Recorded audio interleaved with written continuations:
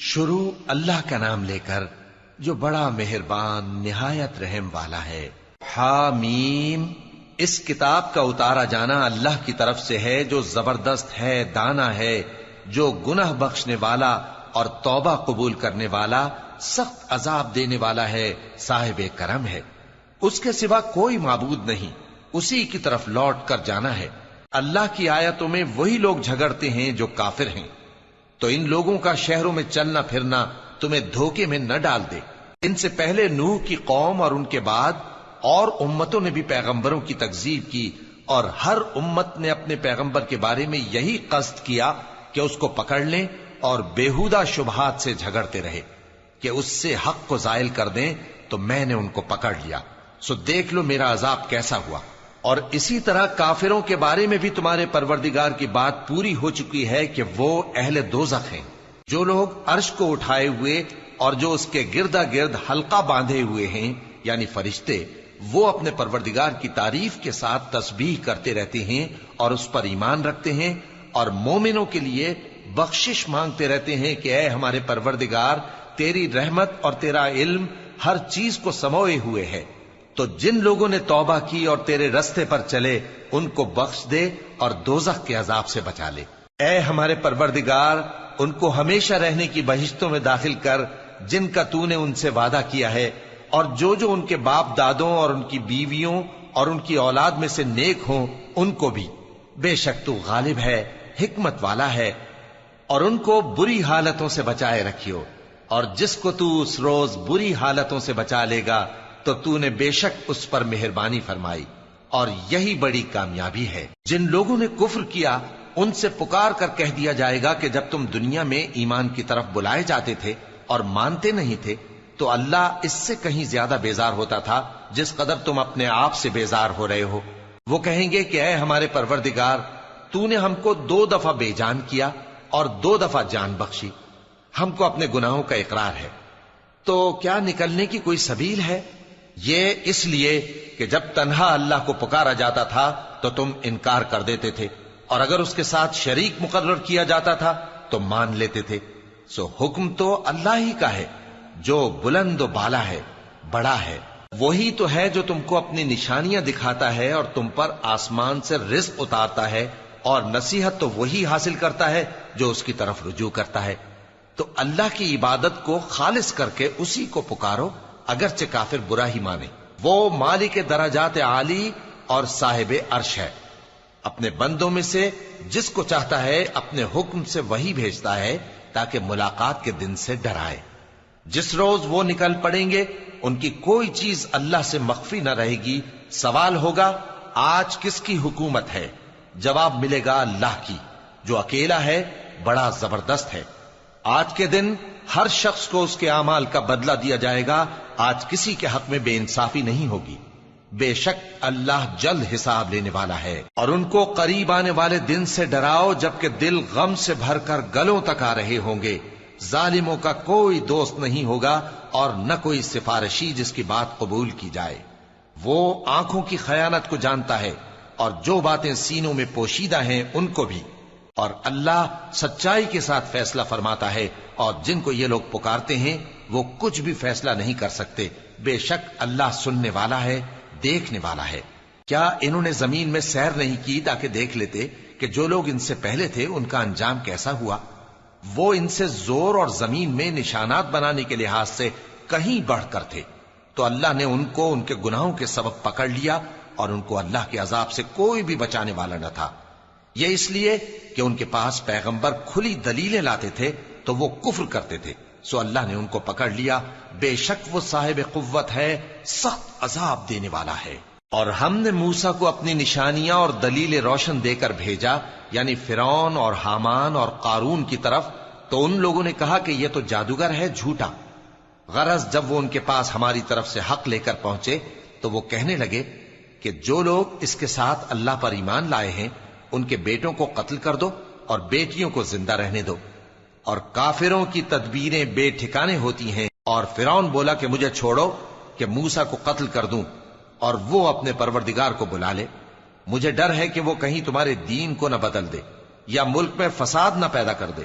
اور موسیٰ نے کہا کہ میں ہر متکبر سے جو حساب کے دن یعنی قیامت پر ایمان نہیں لاتا اپنے اور تمہارے پروردگار کی پناہ لے چکا ہوں۔ اور فرعون کے لوگوں میں سے ایک مومن شخص جو اپنے ایمان کو پوشیدہ رکھتا تھا کہنے لگا، کیا تم ایسے شخص کو قتل کرنا چاہتے ہو جو کہتا ہے کہ میرا پروردگار اللہ ہے اور وہ تمہارے پاس تمہارے پروردگار کی طرف سے نشانیاں بھی لے کر آیا ہے، اور اگر وہ جھوٹا ہوگا تو اس کے جھوٹ کا ضرر اسی کو ہوگا، اور اگر سچا ہوگا تو کوئی سا عذاب جس کا وہ تم سے وعدہ کرتا ہے تم پر واقع ہو کر رہے گا۔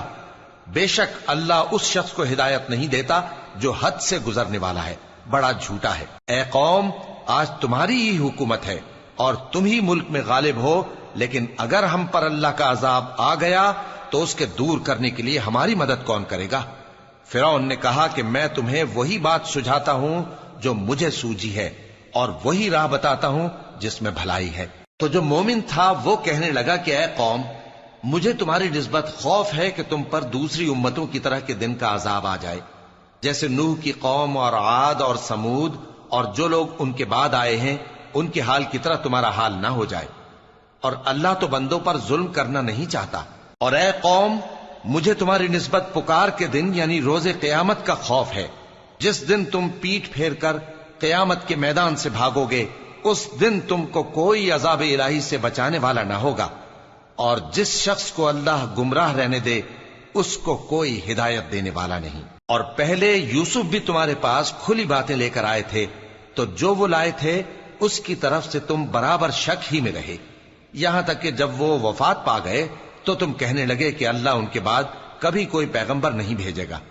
اسی طرح اللہ اس شخص کو گمراہ رہنے دیتا ہے جو حد سے نکل جانے والا، شک کرنے والا ہو۔ جو لوگ بغیر اس کے کہ ان کے پاس کوئی دلیل آئی ہو اللہ کی آیتوں میں جھگڑتے ہیں، اللہ کے نزدیک اور مومنوں کے نزدیک جھگڑا سخت ناپسند ہے۔ اسی طرح اللہ ہر متکبر سرکش کے دل پر مہر لگا دیتا ہے۔ اور فرعون نے کہا کہ حامان، میرے لیے ایک محل بناؤ تاکہ میں اس پر چڑھ کر رستوں پر پہنچ جاؤں، یعنی آسمان کے رستوں پر، پھر موسیٰ کے معبود کو جھانک کر دیکھ لوں، اور میں تو اسے جھوٹا سمجھتا ہوں۔ اور اسی طرح فرعون کو اس کے اعمال بد اچھے معلوم ہوتے تھے اور وہ رستے سے روک دیا گیا تھا، اور فرعون کی تدبیر تو بیکار تھی۔ اور وہ شخص جو مومن تھا اس نے کہا کہ بھائیو، میرے پیچھے چلو، میں تمہیں بھلائی کا رستہ دکھاؤں گا۔ بھائیو، یہ دنیا کی زندگی چند روز فائدہ اٹھانے کی چیز ہے، اور جو آخرت ہے وہی ہمیشہ رہنے کا گھر ہے۔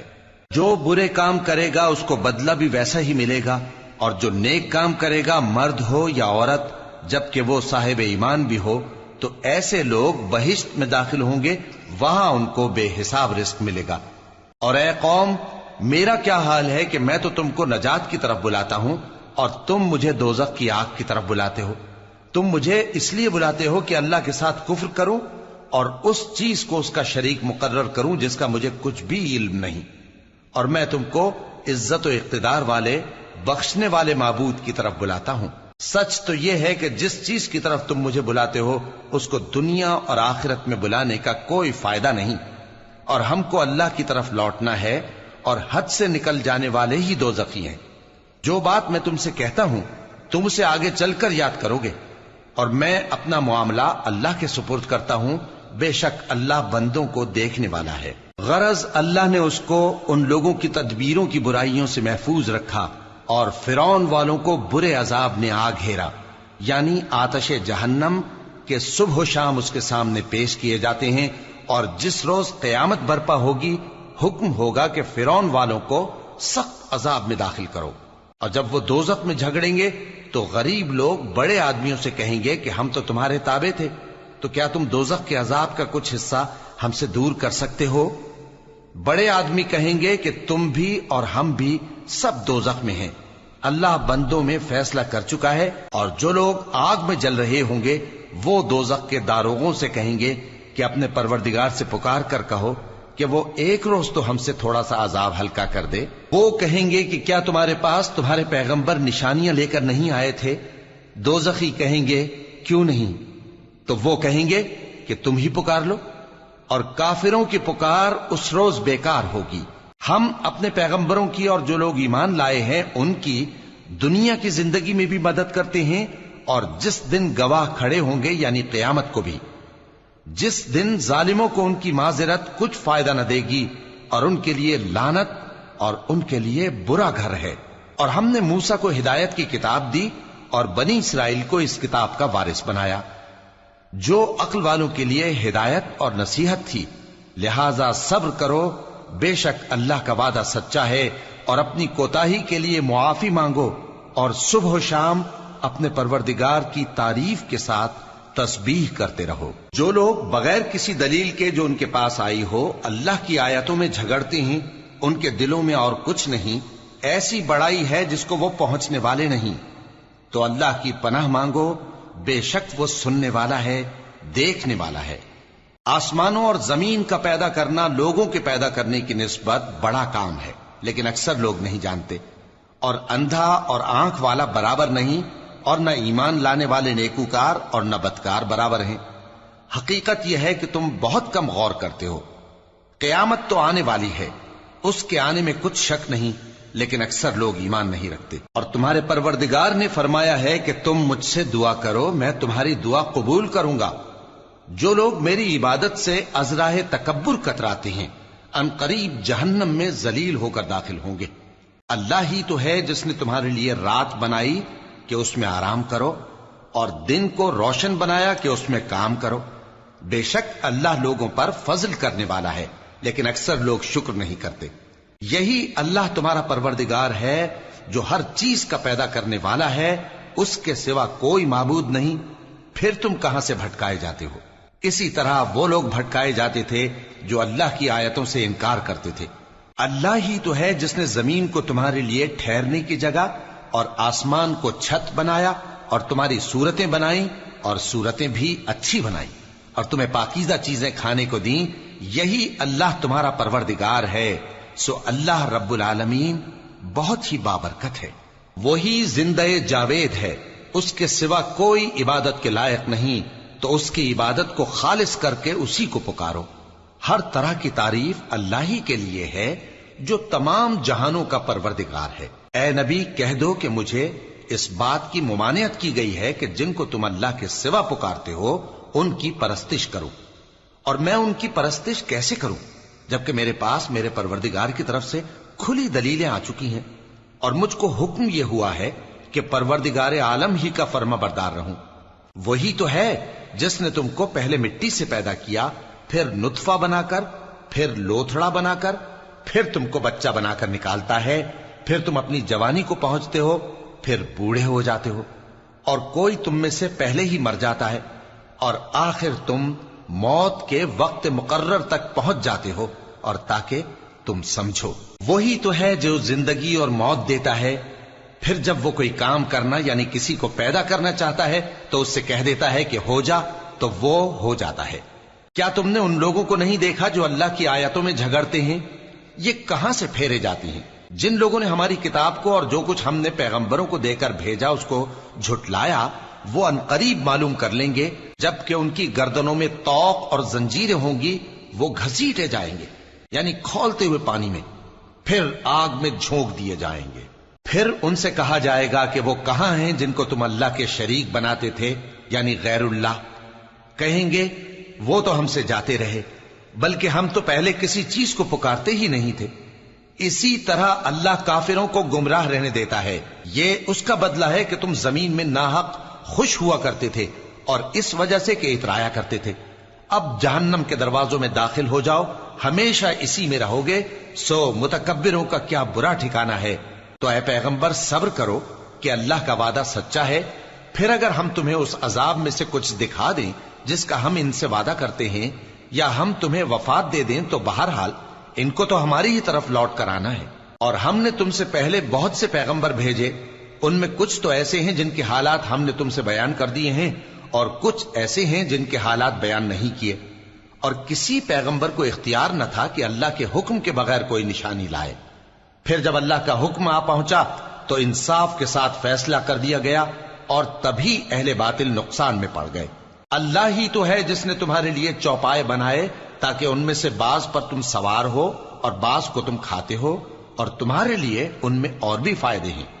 اور اس لیے بھی کہ اگر کہیں جانے کی تمہارے دلوں میں خواہش ہو تو ان پر چڑھ کر وہاں پہنچ جاؤ، اور ان پر اور کشتیوں پر تم سوار ہوتے ہو، اور وہ تمہیں اپنی نشانیاں دکھاتا رہتا ہے، سو تم اللہ کی کن کن نشانیوں کو نہ مانو گے؟ کیا ان لوگوں نے زمین میں سیر نہیں کی تاکہ دیکھتے کہ جو لوگ ان سے پہلے تھے ان کا انجام کیسا ہوا، حالانکہ وہ ان سے کہیں زیادہ اور طاقتور اور زمین میں نشانات بنانے کے اعتبار سے بہت بڑھ کر تھے، تو جو کچھ وہ کرتے تھے وہ ان کے کچھ کام نہ آیا۔